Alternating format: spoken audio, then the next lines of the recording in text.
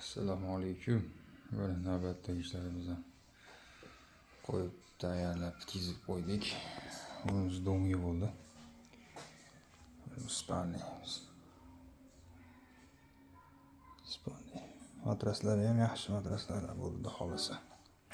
Kimga shunaqa xizmatlar kerak bo'lsa, aytiladi xohlasa bemalol behijob. Shkafimiz ichlarida o'rtasi to'sag'alanoni ham bor. Tortmas. Xudo xohlasa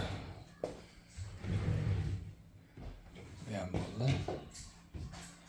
Tepalar antrison. Terrasi ham ochiladi. Ishlari keng, xudo xohlasa. Kimga shunaqa xizmatlar kerak bo'lsa, bemalol aloqaga chiqaverasizlar.